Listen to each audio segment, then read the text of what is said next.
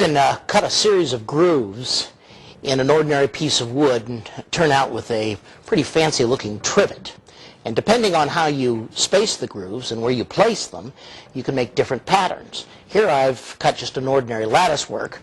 Over here I've created something that looks more like a checkerboard.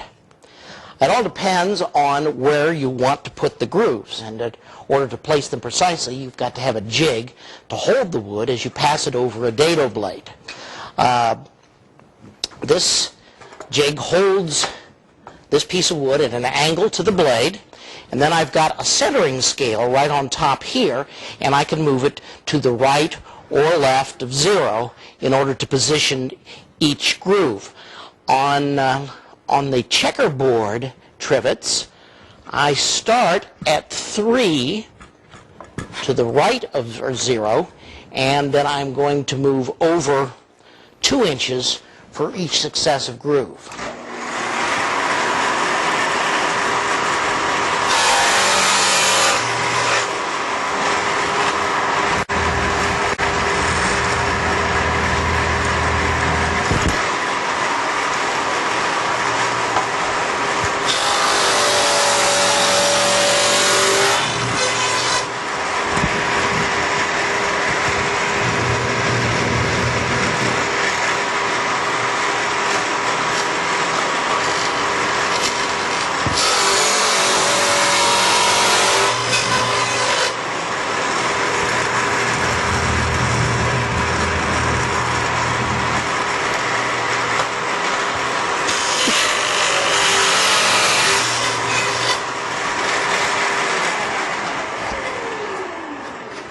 Now, I'm going to turn this 90 degrees and make a second set of grooves exactly the way I made the first set.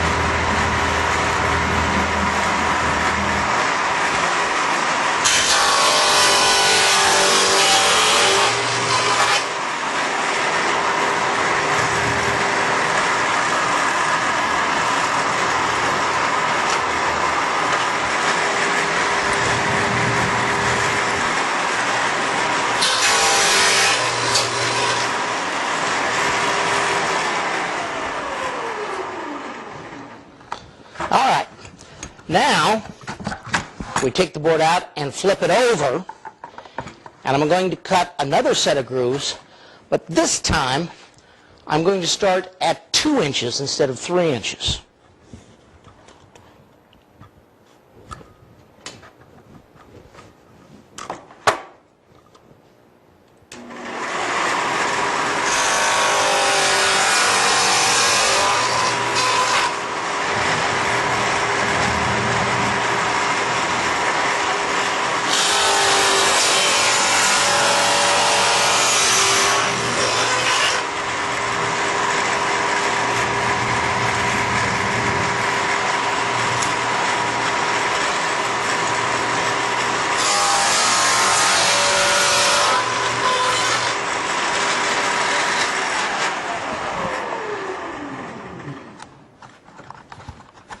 Once again, we turn the board 90 degrees and do the same set over again.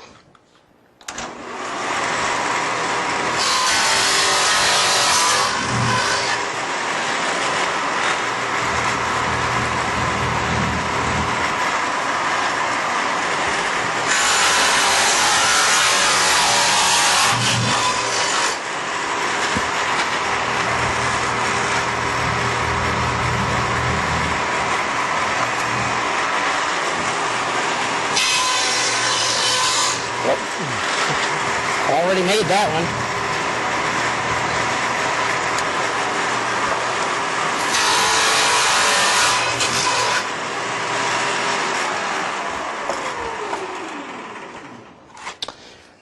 And there you go. As long as you can tell your right from your left, you can make almost every pattern you can think up. It's a quick and easy to make. It uses up all the scrap wood you've been hoarding for about 10 years, and they make great gifts. If you'd like the plans for this jig, you can download it from the Blackboard.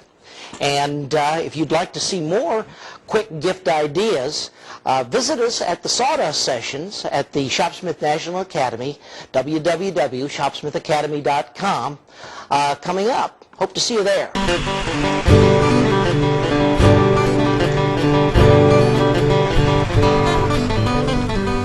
At Shopsmith's website, you'll find dozens of free videos on all kinds of woodworking projects, from preparing lumber to applying a finish. Twice a month, we webcast a 2-hour sawdust session where you can ask questions and get woodworking help right over your computer. To find out more, come visit us at shopsmith.com.